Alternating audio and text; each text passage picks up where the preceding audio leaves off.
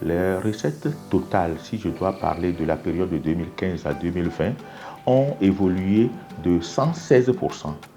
116% parce qu'en 2015, nos recettes totales au niveau de la commune s'élevaient à 188 millions, alors qu'en 2020, ces recettes ont évolué à 407 millions. Je voudrais que parler des recettes propres.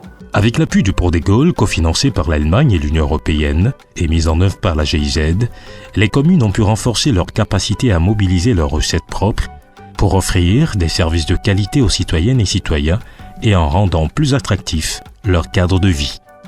Ils sont en train de recharger certaines rues et certaines routes de la commune.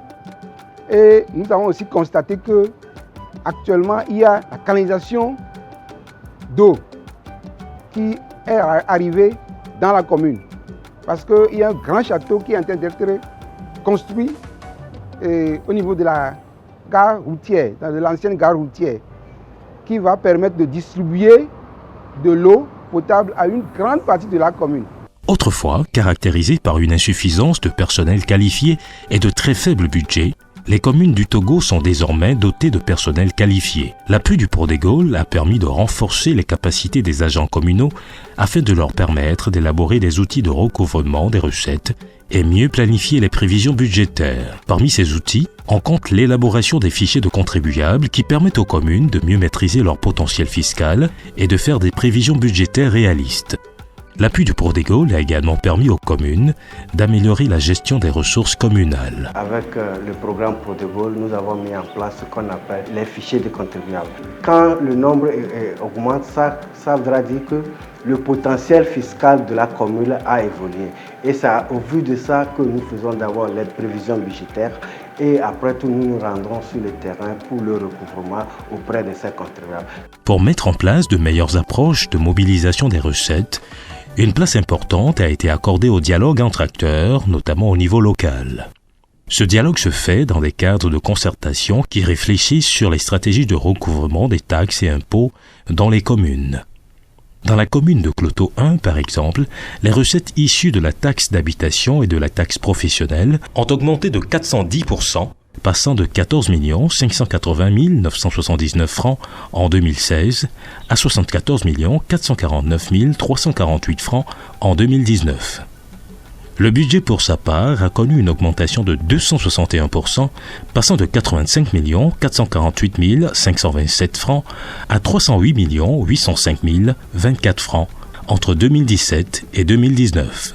C'est un cadre multidimensionnel qui a été mis en place pour pouvoir regrouper plusieurs acteurs issus des différents groupes sociaux, notamment les commerçants, les opérateurs économiques, les services déconcentrés de l'État et d'autres acteurs, éventuellement la chefferie traditionnelle aussi, qui n'est pas du reste.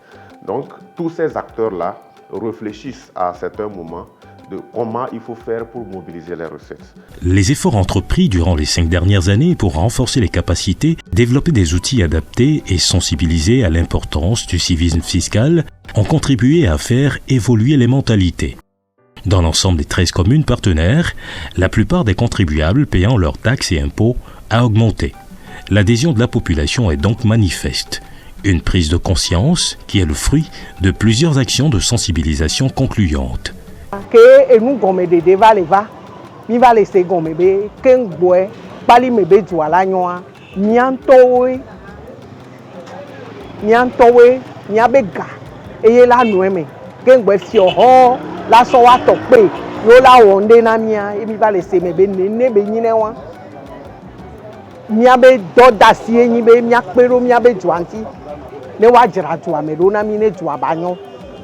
Yentie ke emi se gomea emi so mia do kwe do mebe enyabe nya hotike enyabe nya tout impôt enyabe nya kpero doanti. Le programme à travers ses équipes sur le terrain au quotidien accompagne le maire et ses services financiers dans l'utilisation des outils et dans la mise en œuvre aussi des stratégies pour mobiliser les recettes pour exécuter le budget dans les règles de l'art. Nous avons mis en place un certain nombre de mécanismes qui sont destinés à assainir la gouvernance, à éviter les fuites de recettes, à éviter les pratiques de corruption. Et donc, nous procédons comme ça par un assainissement progressif en responsabilisant les intervenants, en sensibilisant au civisme fiscal, à la participation de tous. L'État a pris les dispositions pour doter les communes des ressources afin qu'elles puissent satisfaire aux besoins de leur population.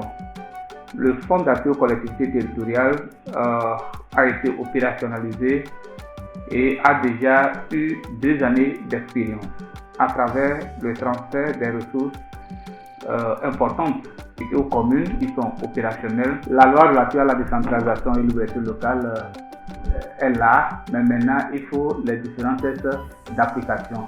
Il faudrait que vraiment les partenaires techniques et financiers accompagnent les différentes communes, notamment la coopération allemande à travers la GIZ, dans le cadre de la mise en œuvre du partenariat des réformes qui va démarrer en 2022 pour soutenir la feuille de route gouvernementale 2025.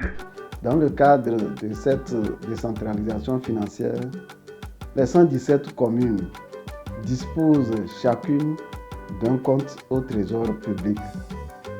Tous les transferts alloués aux communes sont effectués à travers ces comptes. L'appui au ministère chargé de la décentralisation et à celui chargé des finances, ainsi qu'à certaines de leurs directions centrales, a permis d'impulser la réforme du fonds d'appui aux collectivités territoriales, qui se positionne désormais comme l'outil de financement des collectivités territoriales par l'État. L'autre volet important, c'est le renforcement des capacités. Et par rapport à cela, le programme a appuyé à mettre en place un pôle de formateurs en finances locales. Et donc, ces cadres sont outillés sur les fondamentaux en matière de gestion de finances locales. Et donc, ce sont ces cadres qui s'occupent du renforcement des capacités des agents des collectivités territoriales en charge de la gestion des finances locales. Aujourd'hui, avec les efforts réalisés par le gouvernement togolais et ses partenaires, dont l'Allemagne et l'Union européenne, la décentralisation financière est une réalité. Le transfert des ressources est assuré par le Fonds d'appui aux collectivités territoriales, le FACT, qui reste le mécanisme par lequel l'État apporte son soutien financier aux communes.